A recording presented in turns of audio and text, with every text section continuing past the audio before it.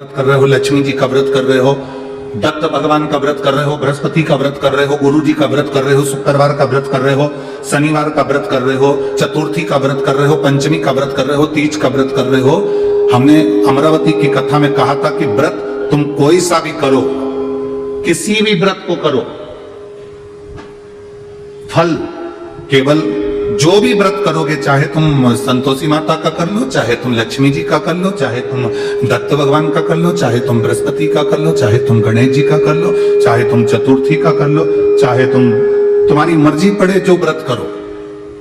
व्रत किसी का भी करोगे पर फल मेरा महादेव ही देता है। व्रत किसी का भी करो, कारण क्या होता है?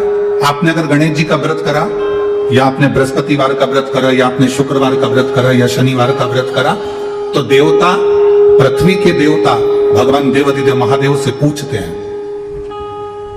जिस व्यक्ति ने व्रत करा उसके लिए पहले पृथ्वी के देव देवाधिदेव महादेव से पूछा जाता है कि इसने ये बुधवार का व्रत करा था, इसने गुरुवार का व्रत करा था, इसने शुक्रवार का व्रत करा था, इसने शनिवार का व्रत करा था, तो ये व्रत इसने पूर्ण किया कि नहीं किया, इसने सही व्रत धारण करा कि नहीं करा, इसने व्रत को अपनी जिंदगी में सही तरीके से उतारा कि नहीं उतारा। तुम व्रत किसी का भी करो, पर फल देने वाले तो केवल देवाधिदेव महादेव है। उनसे पूछा जाता है क्या ये व्रत करे हैं इसने, इसका फल इसको देना? तब देवाधिदेव महादेव कहते हैं इसने बड़ी लगनता से व्रत करा है, इसलिए काम करो कि इसकी झोली में खुशियां प्रदान कर दो, इसकी कुछ झोलियां खुशियों से इसके जीवन में सुख दे दीजिए, इसके जीवन में आनंद दे दीजिए। अब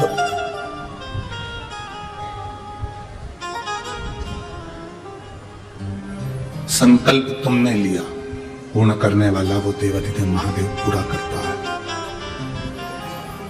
संकल्प तुम्हारा है, पूर्ण वो करेगा। संकल्प तुम कर सकते हो पर पूर्ण।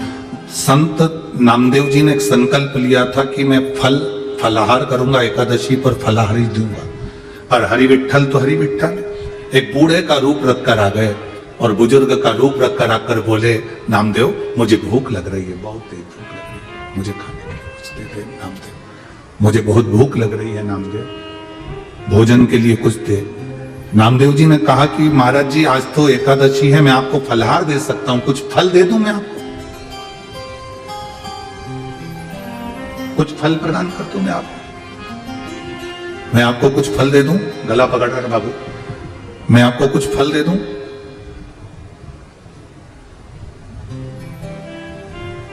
बुजुर्ग का रूप रखकर हरि विठ्ठल जो आए थे, मेरे हरि विठ्ठल ने कहा नहीं नहीं नहीं, हमको फल नहीं खाना है, फराल नहीं करना है, आप हमको भोजन कराइए। नामदेव जी हाथ जोड़कर बोले, आज एकादशी है, मैं आपको अन्न नहीं दे सकता, अन्न तो तुम्हें देना पड़ेगा, नहीं तो मैं भूखा मर जाऊंगा, मैं फलाहार नहीं करूंगा, और मैं अगर मर गया तो मेरे मरने का दोष तुमको लगेगा। नामदेव जी बोले, अगर आपके प्राण छूट गए भूखे रहकर तो दोष मुझे लगेगा, तो उससे अच्छा है कि मैं भी आपके साथ ही मर जाऊंगा। ये मैं रहकर करूंगा क्या, इससे तो मैं भी मर जाऊं तो अच्छा। और उसी समय पर वो बुजुर्ग ने अपने प्राणों को त्याग दिया। नामदेव जी ने अपने सखा वृंद को बुलाकर चंद्रभागा के तट पर चिता बनवाई, 2। लोगों ने पूछा 2 चिता क्यों? नामदेव जी कहते हैं एक जो मरा वो और एक चिता मेरी, क्योंकि मैंने कहा था कि अगर तुम मरते हो तो मैं भी साथ में मर जाऊंगा, तो मेरी भी चिता बनाओ। एक चिता पर मुर्दे को रखा गया, दूसरी चिता पर नामदेव जी महाराज सो गए, लकड़ियां जम गई। हरि विठ्ठल को लगा गजब का भगत पाया है रे, आगी में जा रहा है तो भी घबरा नहीं रहा है, अग्नि में जा रहा है तो भी नहीं घबरा रहा है। मेरे हरि विठ्ठल चंद्रभागा के तट पर 4 हाथ रखकर मेरे पांडुरंगा सामने प्रकट होकर उसको उठाकर अपने हृदय से लगा लेते हैं, अपने हृदय से। कहा नामदेव संकल्प तेरा था, पर उस संकल्प की परीक्षा लेना हमारी जवाबदारी, और परीक्षा मैं नहीं लेता हूं, परीक्षा लेने की जवाबदारी मेरी है, पर परीक्षा मैं नहीं लेता हूं। परीक्षा कौन लेता है? तो कहा परीक्षा लेने वाला भी महादेव है और परीक्षा का फल देने वाला भी महादेव है। वो परीक्षा लेता भी है और देता भी, फल बहुत है।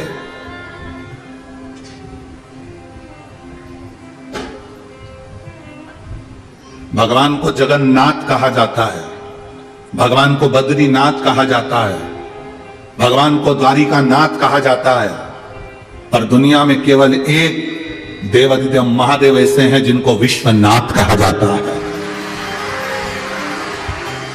जो विश्व के नाथ हैं।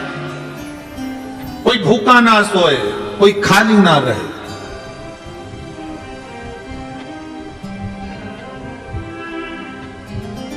लोग कहते हैं गुरुजी हम कथा में आए हैं, हम कथा श्रवण करने के लिए आए। हम कहते तुम कथा में नहीं पहुंचे, पहले तो ये अंदाजा लगाओ कि आप कहां कथा सुनने के लिए आए हो। कहां पर आए हो?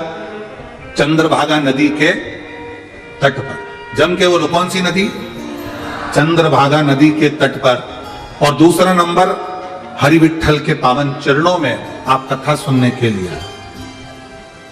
जो लोग कहते हैं कि चंद्रभागा नदी या हरि विठ्ठल का चरित्र अभी का है या पंढरीनाथ का मंदिर अभी का है, हरि विठ्ठल अभी के हैं, हम उनसे कहेंगे आप स्कंद पुराण, पद्म पुराण, गर्ग संहिता सब पढ़ो, दिल से पढ़ो, उसमें आपको सब कुछ मिल जाएगा कि चंद्रभागा कब की है, कब का ये चंद्रभागा का तट है, या हरि विठ्ठल सदा सदा हमेशा विराजमान रहे हैं। बस उनको याद करने वाला कोई पुकारता है और हरि विठ्ठल दौड़कर चले आते हैं।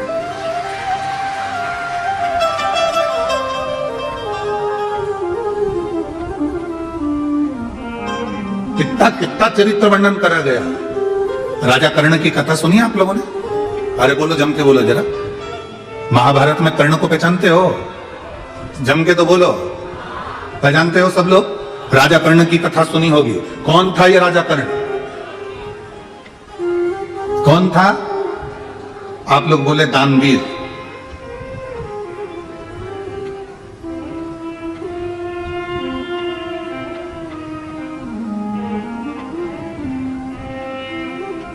दानवीर कर्ण थे। फिर भी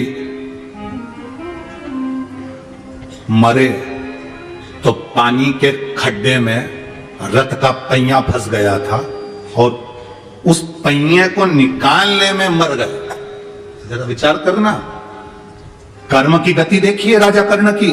जिंदगी भर दुनिया के लोगों ने कहा कि ये दानवीर कर्ण थे, दानवीर कर्ण थे, दानवीर कर्ण थे। सत्यभामा जी ने भगवान कृष्ण से पूछा था अगर ये दानवीर कर्ण है तो फिर पानी के खड्डे में रथ फंसकर क्यों मरा?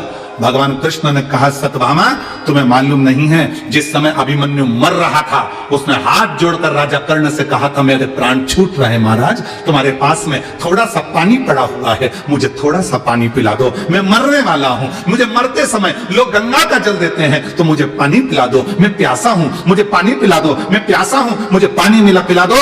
पर राजा कर्ण 1 इंच नहीं हिला और 1 इंच नहीं हिला ना पानी का 1 चुल्लू पानी उसको पिलाया, मर गया। तब भगवान कृष्ण कहते हैं यह कर्म की गति है। जो पानी मांग रहा था अभिमन्यु पीने के लिए, वही पानी धीरे धीरे गलकर भूमि को दलदल कर दिया और उसी में राजा कर्ण फंसकर मर गया। यह कर्म की गति है, यह कर्म का खेल है। कौन था राजा कर्ण? पूर्व समय में दुर्दुम्ब नाम का एक असुर, एक राक्षस था। क्या नाम था उसका? दुर्दुम्ब।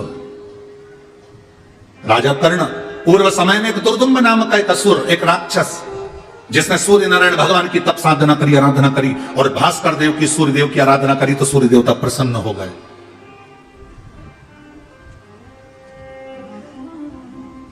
सूर्य नारायण ने पूछा दुर्दुम्ब क्या चाहते हो? दुर्दुम्ब कहते हैं महाराज बस मेरे मरना नहीं चाहता, आप मुझे बस एक वर दे दो कि मेरे प्राण ना छूटे। भास्कर देव सूर्य नारायण ने कहा संसार में जो जन्मा है उसे तो मरना पड़ेगा, जो मृत्यु लोक में जन्म लेता है उसकी मृत्यु निश्चित हो जाती है।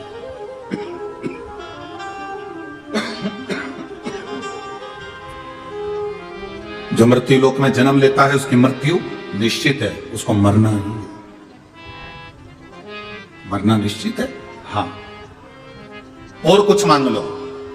राजा उस दैत्य असुर दुर्दुम्ब ने तब आखिरी में सूर्य नारायण से कहा कि मुझे कवच दे दो, जब तक कवच मेरे पास में रहे तब तक मैं ना मरूं। तथास्तु, मैं तुझे एक कवच देता हूं। दुर्दुम्ब ने कहा मुझे एक कवच नहीं चाहिए। एक कवच तो हो सकता है कि कहीं बेकार हो जाए। कितने कवच चाहिए? मुझे 100 कवच कुंडल दे दीजिए, जिसको मैं धारण करके रखूं तो मैं मरूं ना। सूर्य नारायण भगवान ने कहा कि दुर्दुम्ब, तू मरेगा तो पक्का है, ये तो निश्चित है कि तुझे मरना पड़ेगा। पर एक बात सुन ले, एक बार तो सुन, तेरे ये 100 कवच है, ये कवच जिस दिन कट गए, चले गए, समाप्त तो हो गए, उस दिन तुम मर जाएगा। तो मुझे वर दो कि मेरा कवच अगर कोई उतारेगा या मेरा कवच कोई काटेगा तो वो भी मर जाएगा। सूर्य नारायण ने कह दिया तथास्तु, जो तेरे कवच को काटेगा वो मरेगा, उसी क्षण मरेगा। ये मेरा वर है तुझको, जा, ये मेरा वर है तुझे।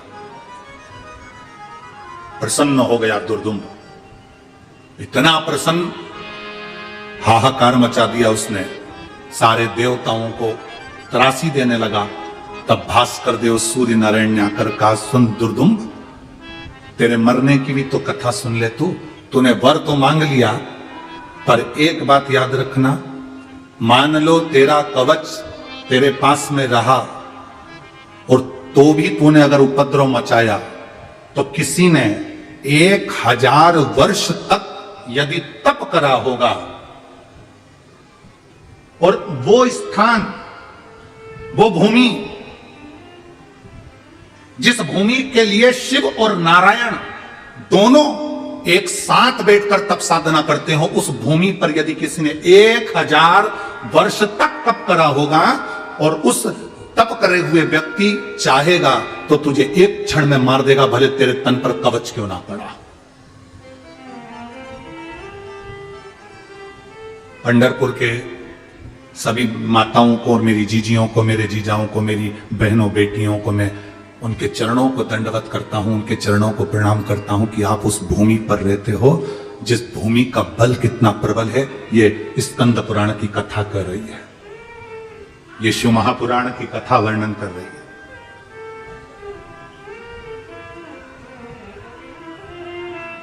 आप जरा विचार करिएगा, अपने भीतर जरा उतारिएगा।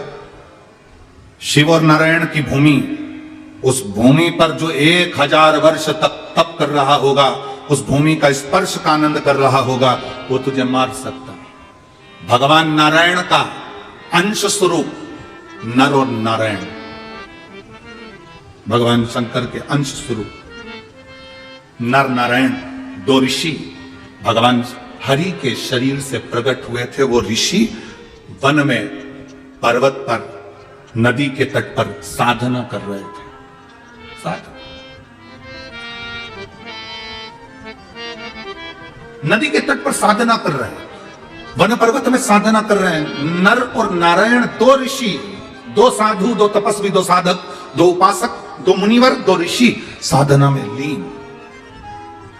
और वर था दुर्दुम्ब को 1000 वर्ष जिसको तप साधना में हो जाएगा वो तेरे प्राणों को हर लेगा। दुर्दुम्ब ने पता करा, जरा मालूम करो, कोई का 1000 वर्ष तक तप तो नहीं हुआ? देखो जरा, मालूम करो, कोई 1000 वर्ष तक तप तो नहीं कर लिया? जरा मालूम करिए। मालूम करने के लिए सब गए, मालूम कर आए तो क्या मालूम करा कि 2 ऋषि हैं जो पर्वत कंदराओं में बैठकर तप कर रहे हैं।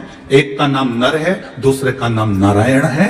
और दुर्दुम्ब को मालूम पड़ा कि ये तप कर रहे हैं और इनका तप करने से मैं मर जाऊंगा, थोड़ा सा समय बचा है, एक काम करता हूं, इन्हीं को मार देता हूं। तुरंत दुर्दुम्ब अपनी सेना लेकर नर नारायण के पास गए। जैसे ही नर नारायण के पास गए तो नर नारायण में से उसी समय पर नर उठे, पर नारायण तो तप करने में लगे रहे, क्योंकि इनको मालूम था 1000 वर्ष तक तप कर लेंगे तो ये दुर्दुम्ब मर जाए। नर उठ गए, ललकारा जब दुर्दुम्ब ने तो नर उठे, युद्ध प्रारंभ हुआ। युद्ध प्रारंभ हुआ तो नर ने उस दुर्दुम्ब के शरीर पर जो कवच था उसको काट दिया। कवच काटते से नर मर गया, ऋषिवर मर गए। जैसे ऋषि मरे दुर्दुम्ब प्रसन्न होकर नारायण ऋषि पर प्रहार करने के लिए उठा।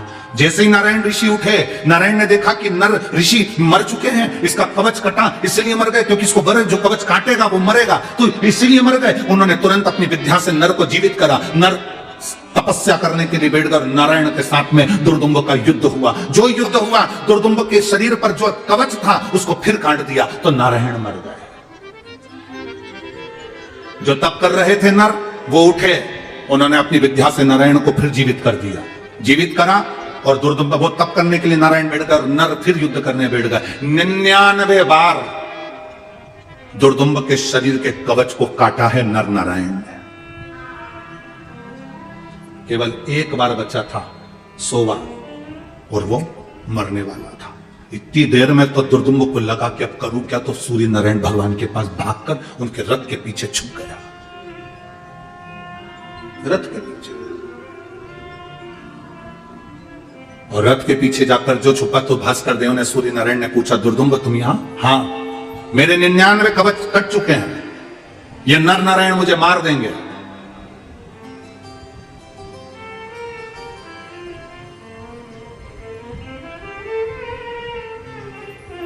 ये नर नारायण मुझे मार देंगे।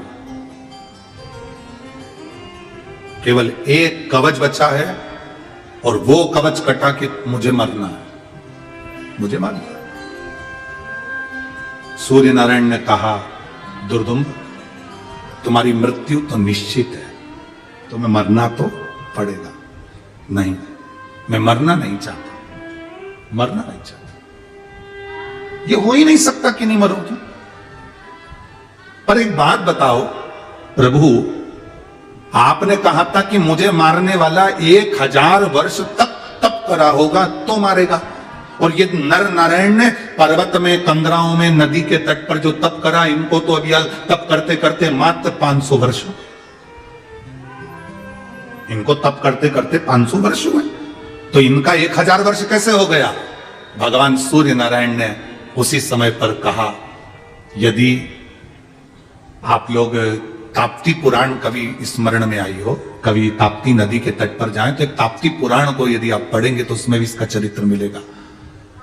भास्कर देव सूर्य देवता ने उसी समय पर कहा, दुर्दुम्ब तुम कह रहे हो कि नर नारायण ने 500 वर्ष तप करा और मुझे मारने के लिए 1000 वर्ष की तप साधना चाहिए, तो मैं मरूंगा।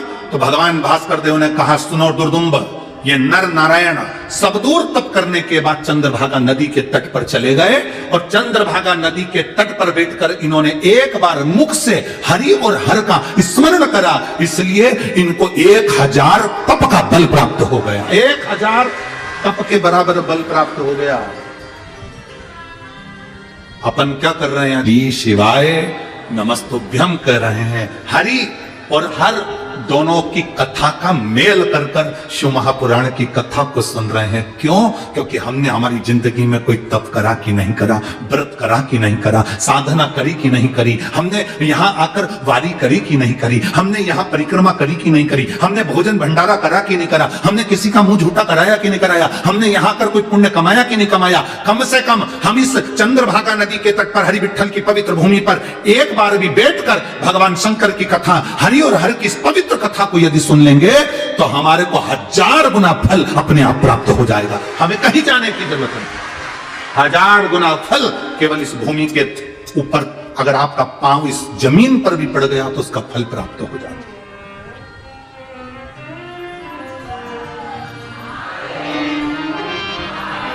अब सुन लो रे पंढरपुर वालों, जरा कान खोल के अच्छे से। आधी कमरिया पे साड़ी आई, अब तुम्हारी बारी। अब तुम अच्छे से सुन भी लेना जरा ध्यान रखकर। हाँ, जब यहां पुण्य मिल सकता है तो तुम अगर गलत काम करोगे तो 1000 गुना पाप भी तो मिल सकता है। जब पुण्य भी बढ़कर मिल सकता है तो पाप भी तो बढ़कर मिलेगा। इसलिए पंढरीनाथ की इस पवित्र भूमि पर जब तक रहना, पंढरपुर की भूमि पर जब तक रहना, चंद्रभागा के तट पर जब तक रहना, जब तक आप व्यापार करो मना नहीं, आप नौकरी करो मना नहीं, आप सर्विस करो मना नहीं, आप जो कार्य करना है करो मना नहीं, पर इतना जरूर याद रखना, तुम्हारे प्रत्येक कार्य में हरि विठ्ठल का नाम महादेव का नाम लेते रहना। क्यों? क्योंकि अगर हमारी जिंदगी में हमने कोई पाप भी करा होगा तो मेरा पांडुरंगा तुम्हें माफ करता हुआ चलेगा, माफ करता हुआ चलेगा।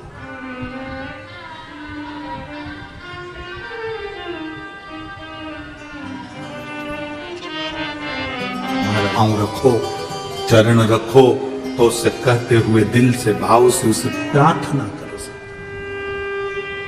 यदि यहां आने के बाद में हमारा पुण्य 1000 गुना बढ़ सकता है, तो यहां आने के बाद हम अगर कोई बेकार काम करते हैं, गलत काम करते हैं, तो हमारा पाप भी तो 1000 गुना बढ़ सकता है। हमारा पाप भी तो 1000 गुना बढ़ेगा, हमारा पाप भी तो 1000 गुना जाएगा। अच्छा करो, सत्यम शिवम सुंदर। अच्छा करो, अच्छा मिलेगा। श्रेष्ठ करो, श्रेष्ठ मिलेगा।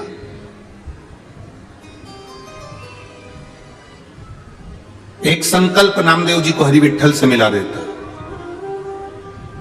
सूर्य नारायण भगवान ने कहा, दुर्दुम्ब, ये नर नारायण तुझे मार सकते हैं क्योंकि इनको 1000 गुना फल प्राप्त है चंद्रभागा के तट का।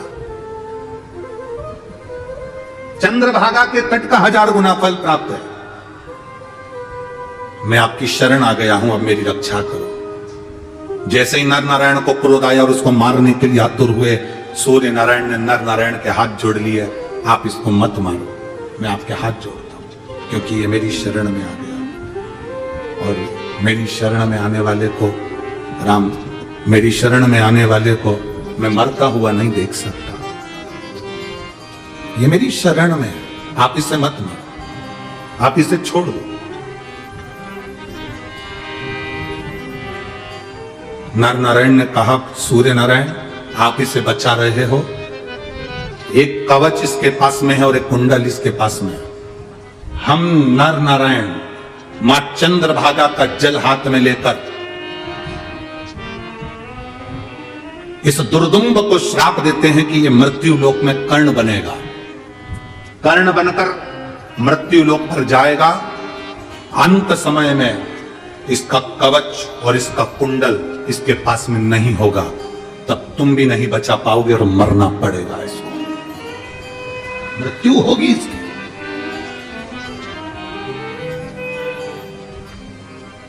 जब राजा कर्ण बने, इंद्रदेव ने उसका कवच और कुंडल दोनों मांग लिया, शरीर पर कुछ नहीं रहा, तब उसके प्राण छूट गए। चंद्रभागा नदी के तट पर चल रही पंढरपुर की यह पवित्र शिव महापुराण की कथा, हरिहर विठ्ठल शिव महापुराण की कथा में आज एक बात अपने भीतर लेकर जाना, अपने हृदय में उतार कर लेकर जाना। स्वयं नर नारायण ने भास्कर देव से कहा, सूर्य नारायण, आपने तो केवल एक दुर्दुम्ब को कवच दिया है, पर मेरा महादेव, मेरा शिव अपने नयन के अश्रु से जो रुद्राक्ष उत्पन्न करा है उसने, वो रुद्राक्ष तो संसार के प्रत्येक मनुष्य का कवच है। केवल रुद्राक्ष की महत्वता शिव महापुराण में नहीं, रुद्राक्ष की महत्वता स्कंद पुराण में भी है, रुद्राक्ष की महत्वता लिंग पुराण में भी है, रुद्राक्ष की महत्वता कूर्म पुराण में भी है, रुद्राक्ष की महत्वता हर पुराण के अंदर, चाहे तुम देवी भागवत पढ़ लो, उसमें भी रुद्राक्ष की महत्वता मिलती है। रुद्राक्ष की महत्वता तुम जितनी जितनी जहां जहां पढ़ोगे, हर कथा के अंतर्गत तुम्हें मिलेगी। स्वयं नर नारायण ने सूर्य नारायण से कहा, भास्कर देव, आपने तो केवल दुर्दुम्ब को कवच दिया है, पर मेरे शंकर ने अपने नैन अश्रु से जिस रुद्राक्ष को उत्पन्न करा, वो रुद्राक्ष संपूर्ण विश्व के जीव के लिए कवच है। जिसके हृदय में, जिसके कंठ में, जिसके कंठ के अंदर भुजा पर जिसके रुद्राक्ष होता है, उसकी कवच स्वयं शिव बनकर चलते हैं, उसकी रक्षा शंकर करते हैं। शिव देता है सुख आनंद की अनुभूति का एक पत्र है, देखिए।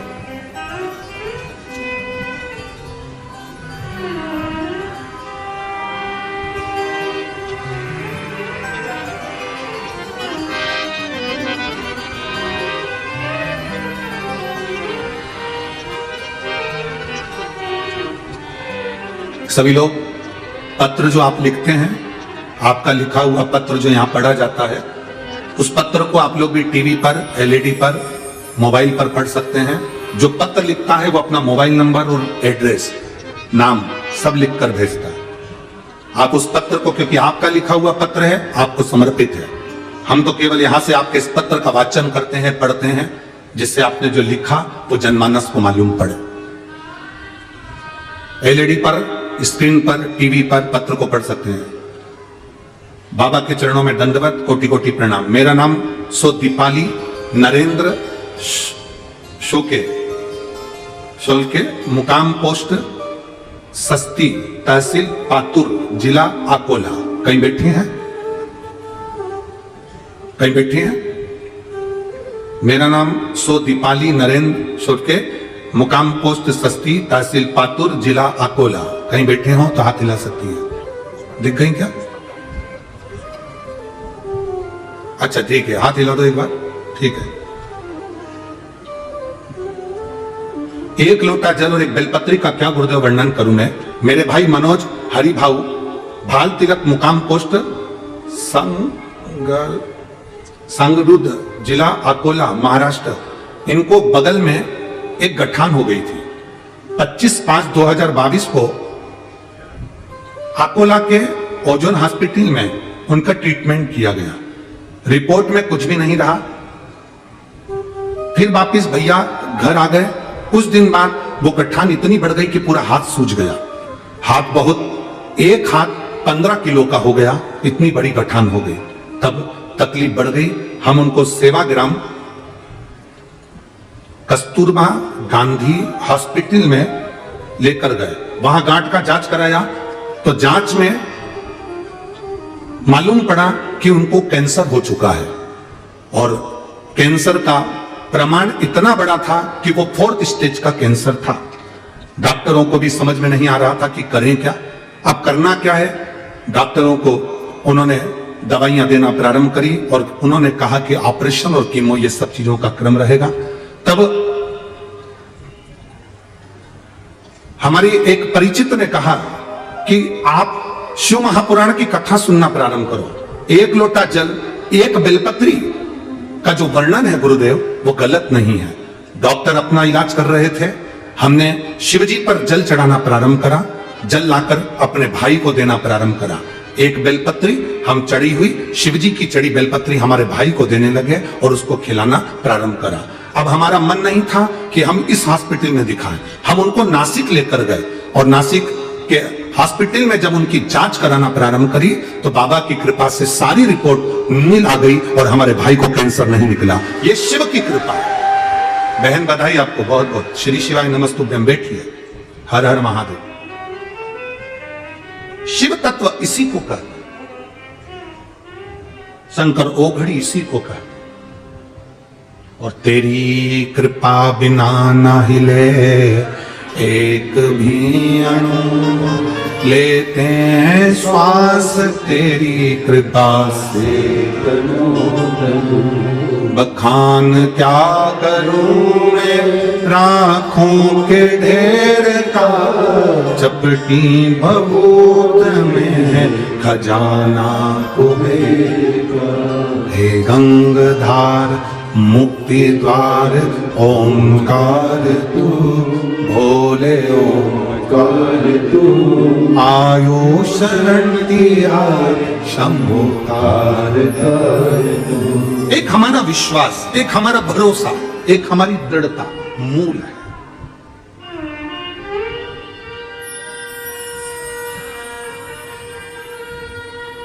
आप लोगों ने एक लोटा जल स्वयं चढ़ाया, बेलपत्र स्वयं चढ़ाई।